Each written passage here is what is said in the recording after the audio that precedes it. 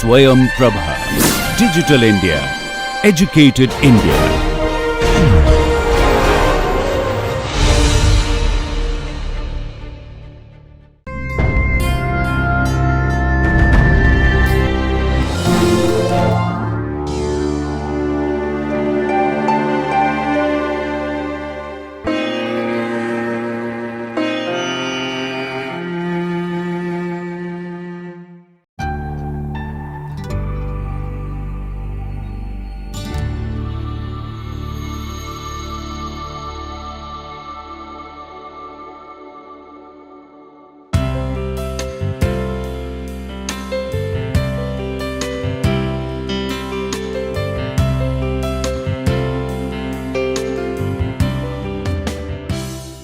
Welcome friends once again to the NPTEL module on strategic trade and protectionism theories and empirics.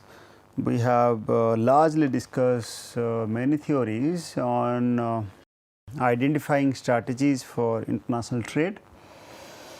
So, largely those vary from classical to new classical approach, and those are based on various facts and figures, and this is our our 28th lecture, and we have already arrived into the section called tariffs, or the most important aspects of protectionism.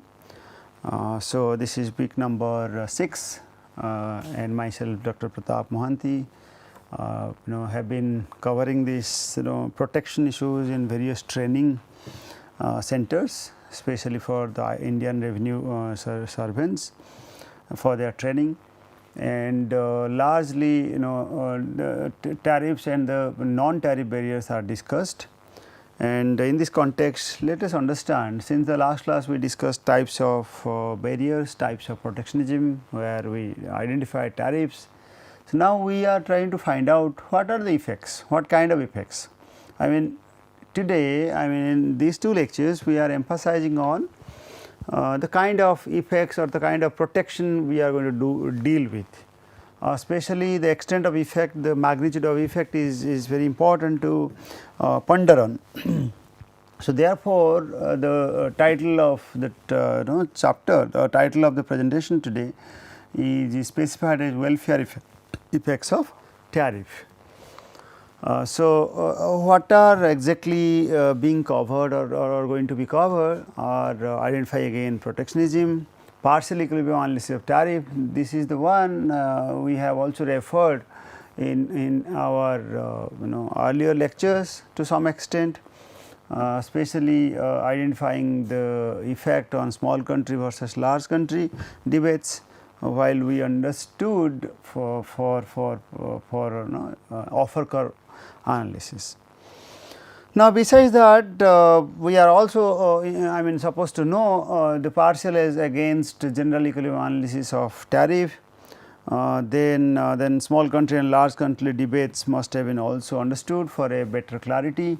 And at the end of the two lectures, we will for sure will be trying our best to clarify optimum tariff. In between, there are other points like effective rate of protection. Just protection is not enough. So, there are other kind of protection which are very important, and in practice many countries have been doing so. So, let us move on. The complete framework of the analysis, which we have already shown this. And so, tariff here are discussed in the context of small country and in large country setups. So, small country and large country, and we will be identifying through a general equilibrium perspective, where all the markets are simultaneously dealt, and the distribution of the income and how it impacts the determination of optimum tariff is very important. So, tariff types are discussed, ad valorem, specific and compound, and here in the partial equilibrium setup also, partial equilibrium setup as well, we will try to identify through the very structure of demand and supply diagram. So, we will identify consumer surplus. producer surplus, government revenue, or overall welfare to the country. So, broadly we will identify welfare analysis and efficiency of certain segments in the country, especially for the consumers as well as the producers. So, let me tune into the exact portion of the content. Now, so as we have already understood that less the restriction, I mean, and it is good for the country, even if this is prescribed in many theory, but largely many countries have been in practice restricting the flows of other goods. Now, and it has also been observed that the restriction is actually beneficial to the participating countries, and they derive large extent of number of strategies to maximize their individual gain. Now, had it been the fact that all the members countries are simultaneously cooperating and they derive the best out of it, the total welfare to each of the member country could have been much higher as mentioned in the theory. So, now who has the responsibility? The Government of India's Foreign Trade Act and India's export import policy govern the import related tariffs. So, therefore, FTP policy, foreign trade policy, the latest document as we discussed into the draft report is available for the 1520, which prescribe number of tariff lines. So, the DGFT of India, which is DGFT Director General of Foreign Trade, mandates registration of all the importers before engaging in import and export activities. Now, as we already said, FTP stands for Foreign Trade Policy, which is usually made for in every 5 years time and reviewed annually, and that was the responsibility of the Department of Commerce.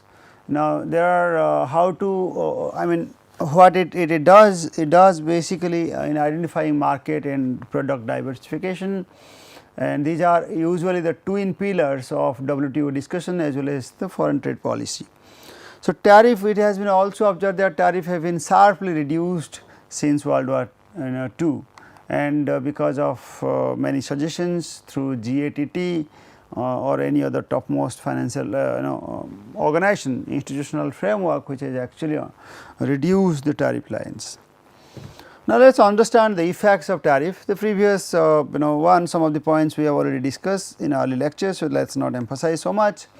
Coming to the effects of tariff, broadly we will talk about consumer surplus and producer surplus. And consumer surplus, we mean how the tariff, imposition of tariff is actually creating some kind of extra pay or the burden on the consumers, and how the consumer is actually receiving the burden, and those can be measured with the demand curve. And whereas producer surplus received through the excess minimum, basically it is defined as the producer in excess of the minimum price at which they are willing to produce. Usually this is defined as what the consumer, I mean in case of consumer surplus, we usually define what the consumer sum of marginal utility of the consumers derives from ivories from 1 to nth commodities minus the exact payment the consumer is actually paying to the ith commodity. So, this is nothing but called consumer surplus. Now, similarly we can define for producer surplus. Basically this says in consumer surplus says the total utility minus total spending. So, the net is actually called consumer surplus. Similarly, in the producer surplus, what the producers are receiving minus the exact or the real cost of production or the opportunity cost of production. So, basically producer surplus measures the net gain out of trade. Now, here the context is for tariff, how tariff actually changes consumer surplus as well as producer surplus is the trivial aspect of understanding, we must emphasize it.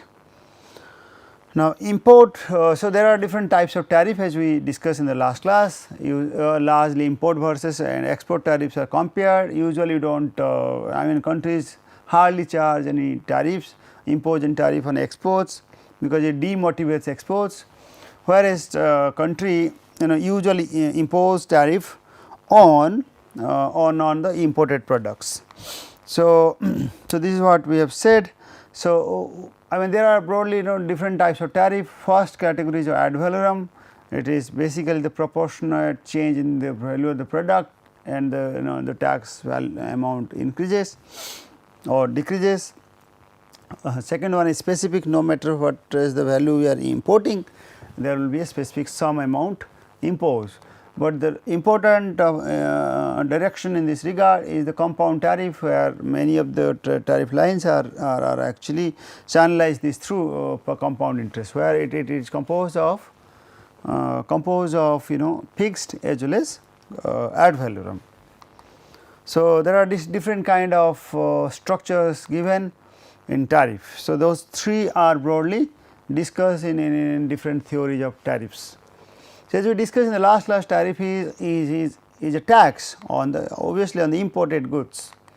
Now, on an ad valorem basis, as we just said, or on a fixed or ad valorem, or this is also called per unit basis. So, an extra tax on the top of the regular tariff is called surcharge or called import surcharge. Now, what are the effects of a tariff on price, output and consumption? We let us have certain assumptions to evaluate it, otherwise it is completely meaningless to talk about the impacts. So, the first assumption is there is only one price for a good. Then only we can talk about imposition of tariff by a country and its impact on the world prices. But if the price is different, then tariff probably is not going to be evaluated. So, foreign producers are willing to supply us with all the units of the goods we want at that price. Now, this is an assumption because if the foreign producers are reluctant to export the product at a given price, so the exact impact of tariff imposition probably is not understood or evaluated. So, therefore, this is very important. Now, we also assume that the government imposes tariff amount T, let it be T, and importers will still able to buy the goods from foreign producers that at a price PW, and they will have to PW, as I just said, they will have to pay the import tax of amount T, let it be, this is defined in T. So, the new price after taxes by the government, the new price boils down to be PW plus T, that is equal to PT.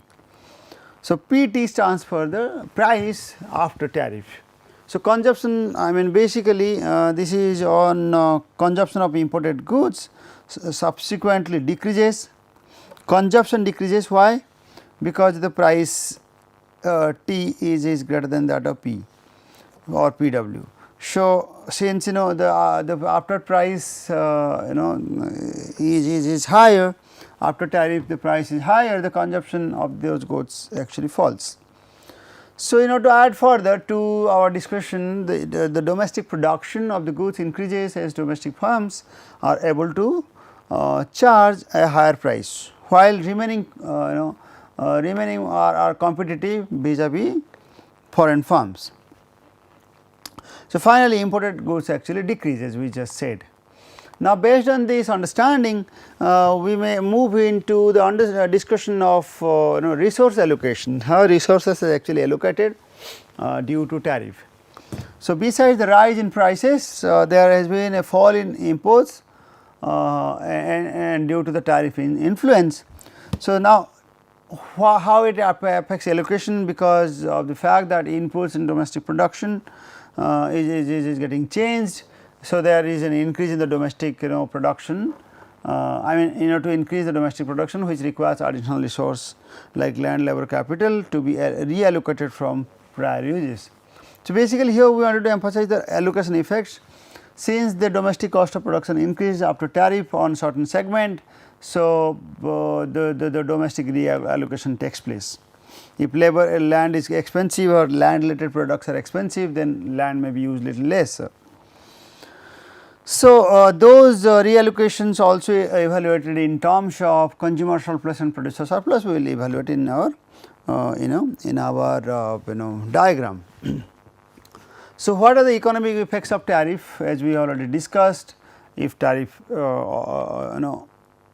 tariff is imposed, supply is retarded, supply is disturbed. So, supply curve is actually shifted towards back, it is disincentivized. So, it is shifted towards back, which resulted in higher prices.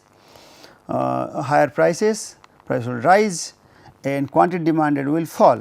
In a simple partial equilibrium setup can easily be understood. Okay, so, amount of quantity import will decrease. Now, amount of tariff will be simply the extent of quantity tariff, I mean that amount of Q imported times the T.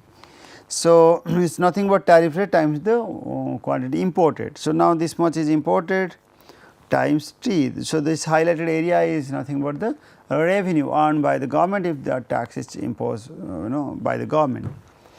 So, in the partial equilibrium setups, as I just said, through the demand and supply analysis, which only captures very limited information. So, there are broadly 4 effects we are going to discuss. First is called consumption effect, where tariff usually reduce domestic consumption. There are production effect, which is which indeed fosters domestic production due to higher relative prices. So, there are trade effects as well, and trade effects where the decline in imports is observed, revenue effects where the extent of imports times the price. So, government earns revenue out of it. We will also try to compare this in our next lecture. Next to next lecture we will be discussing about I mean the revenue effect of this as against non-tariff barriers. Those will be very interesting to observe. So, now what are the resulting effect we have partly discussed earlier. So, more the elastic the demand curve is, we will observe through the diagram in a short while. More the elastic, now imagine the demand curve is more flatter. Now, more the elastic the demand curve, what do you mean by this? It is very responsive to the to the change in the prices. Now, since tariff is increasing the price level, the consumption effect will be very stronger. So, what is going to happen? The revenue effect might fall, because it is not going to purchase I mean import will be restricted hugely. Okay. So, greater the consumption effect as I just said. So, more the elastic the supply curve, supply is more responsive, that means higher the tariff, higher the supply, the greater is the production effect. So, those effects can be understood with the help of detailed diagrammatic analysis. More elastic the demand curve and domestic supply curve, when both are elastic, greater is the trade effect. So, jointly the trade effect will be more and smaller is the revenue effect, because both are very highly responsive. So, that will restrict the trade. So, revenue will be eventually reduced. We will analyze that. So, resulting effect of tariff in terms of consumer surplus and producer surplus can be evaluated. So, as I just said, under the demand curve, I mean if you just draw a simple consumers surplus diagram from the microeconomics theory, under the demand curve is basically all the utilities derived by the consumers. So, given a price, if a price is set somewhere here due to market equilibrium or so. So, if this is the supply curve, a price is determined, so this much of quantity is produced. Now, consumers are supposed to pay this much of price to this much of income to the seller. So, consumers are not saving anything out of it. So, the total utility are expressed under the demand curve till this quantity. Now, this much is paid out of the total utility. So, what is left? So, this much is left. So, these are actually this triangle is actually representing consumer surplus. So, we have understood earlier in microeconomics theory. So, this is simply a microeconomic analysis, whereas the producer surplus it is simply the total revenue earned minus the total expenditure made to earn those revenue. So, basically the producers, this is the P, this is the Q. So, the producers earns this much of revenue after selling this much of quantity as demanded by the consumers. So, based on that how much is the spending, these are the spending for each unit of production till this quantity. So, total revenue is that. So, whatever is left, these are actually producer surplus PS. Okay. So, so increase the producer surplus, and rent is the payment that need to be made in the long run to induce a domestic producer to supply additional goods with the tariff. So, those may be utilized for subsidies purposes, to understand the effect of subsidy. Now, so resulting effect of tariff redistribution of income. So, as we discussed, domestic consumers to domestic producers due to higher prices, and from nation's abundant factors to nation's scarce factor, as we discussed in earlier theories, because the abundant factors are usually producing higher prices, I mean usually exporting their products, whereas by exporting the products, and in return we usually take import of the scarce factors which are usually imported. Now, due to tariff is going to protect those industries. So, their prices for those imported items where the scarce factors are used will be receiving higher prices after tariff. So, therefore, scarce there will be redistribution of income. So, tariff really helps in identifying those things. So, this leads to inefficiencies or protection cost. So, there are those can be explained with the help of deadweight losses in the diagram. Okay. So, what do we we have already explained, this is if price increases, then the total area is consumer surplus. Now, the net area this much is consumer surplus. So, this is the loss of consumer surplus, so far consumer surplus is concerned, and this is the revenue.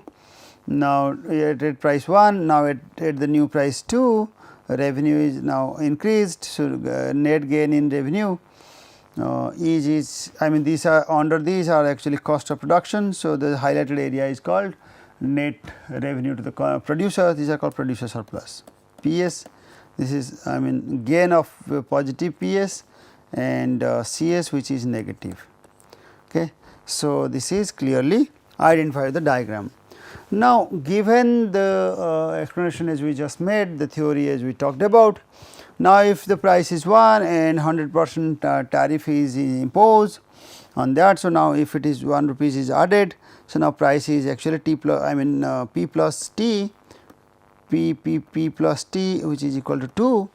So, now due to rise in the price, so now initial level of consumer surplus are like this whole area under the curve, and now due to higher prices, this is the consumers of small triangle. So, these are the whole area of loss of consumer surplus, whereas producers gain by this area trapezium area, and the deadweight loss can be easily explained out this area. This is the bigger trapezium area is JCBH is the loss of consumer surplus after deducting producer surplus, but there will be gain the area. So, I mean gain I will just talk about. Now, due to this higher tariff, what is going to happen? Producers are actually gaining. So, there are some production effect. So, I mean producers are going to produce domestically, they produced 10 units earlier, due to higher prices, rise in prices, now they are producing 20. So, 10 to 20 is basically called production effect, whereas consumption effect, like initially consumer are consuming 70 units, now due to tariff, so they are the new consumption is 70. So, 70 minus 50 minus 20 is the consumption effect. So, basically there is a loss, I mean basically there is less consumption. Now, consumers, if a consumer surplus and producer surplus can also be derived. So, producer surplus is nothing but A, C, J, G, area A, C, J, G as we have already discussed, whereas consumer surplus is the area with J, C, B, H. Now, out of all those things, how much is now imported? 20 units are actually produced by the domestic producers, but 50 units are now still imported. So, the net import is again 50 minus 20, this is basically 30. 30 units times the tax is paid 1. So, 30 into 1 equal to $30 or 30 rupees, whatever the denominations can be identified. So, this is largely the revenue effect, J revenue effect explained as JMNH. So, so net loss to the society is this area, this is highlighted here, this one and this one, net losses to the society after after imposition of tariff. Now, now what is more important in the discussion for us is to identify the redistribution of income as well as to talk about some kind of net losses to the society as explained by deadweight loss.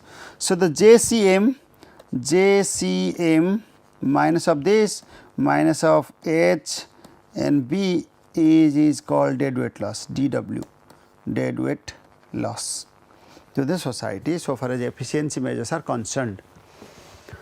Now, what are the effects are again explained here, we can find out from this diagram as well, effects of tariff on net welfare losses. So, we have already seen B and D, it must have retained deadweight loss, consumption loss, deadweight loss only consumption is D, deadweight loss of consumption is D, because this much of consumption is forgone due to tariff, because only Q2 is consumed in our last diagram already discussed. Here only 50 is consumed now. So, this is the loss, D is the area loss due to consumption effect, and this much is extra gain to the producers. So, B is the area defined as the gain to the producers, or what we wanted to say is the following. So, the gain actually to the producers are G and A, and so the total losses are broadly divided into B, and here it is D, B minus D. So, these two are jointly defined as called deadweight loss. Now, government revenue you can find out in the pre-tariff position as compared to post-tariff position.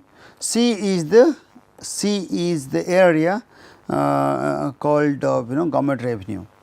So, these are the way by which you can define the welfare changes to the society, as we have already defined 30 as here. This is 10 because it is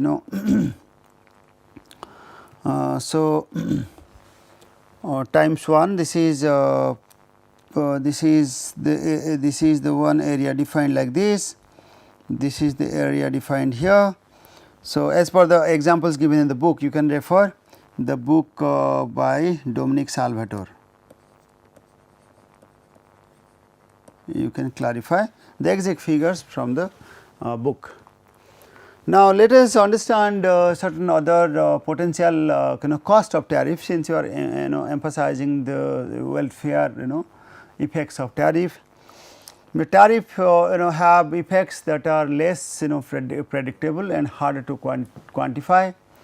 Largely retaliation by other countries as to the net loss of a tariff, because if one country impose tariff, another country will retaliate by hurting export markets of other industries. So, therefore, the tariff rates are highly expected to be escalating.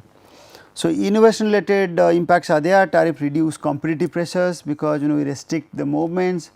So, domestic firms and their incentives to innovate actually hampers. So, there are rent seeking behavior observed. Rent seeking basically it uses any activity that uses in order to capture more income without actually producing a good or survive or to survive. So, so firm hire lobbyists to maintain tariff protection. Usually they hire lobby strategists to maintain their tariff protection, even if they do not produce, they earn income out of it. So, there are lots of political gain attached to it. Political systems that do not easily provide tariffs are more likely to avoid rents seeking behavior. Now, so let us compare with some tariff rates over the time. Since the mid 90s, tariff rates in most countries have been fallen. We have also discussed since Second World War there has been fall in the tariff rates. Tariff rates in developing countries are relatively higher than that of developed countries because of the fact that they need to protect their market. Developed nations often have highest tariffs in agriculture, textiles and other labor intensive products. And the very products of developing nations would like to exports. So, basically developed country restrict the products which developed countries wishes to export to them. So, now if you check from the book different book, you will find certain tariff lines over the time there have been constant fall. Now, this is the triangle line is for low income countries, this is high income countries, this is the lower one, this is the higher income countries over that period, and this middle one is called middle income countries, the tariff lines, average tariff line, low income countries. So, on the average low income countries has higher tariff lines than as compared to the high income countries. Now, another check to understand the tariff structure in industrial countries. So, basically pre Doha Uruguay round, there are Uruguay round in Uruguay there are WTO negotiations. In the pre Uruguay round the tariff lines are higher as compared to the post Uruguay round, there have been fall as compared to this has been fall in the tariff line in every category for raw materials, semi manufacturing products and finished products. So, to understand the tariff structure, we need to refer to various rounds of WTO, and the implications are actually varying based on the bound rates imposed by tariffs. So, especially in Uruguay round there have been many binding contracts agreed by the member countries. We will actually discuss we will discuss tariff and WTO and its role, India and tariff in the next class in detail. I think this will be our next discussion, where we will also emphasizing the complete effective rate of protection in detail. So, with this I think I should stop here, we will carry forward. Thank you.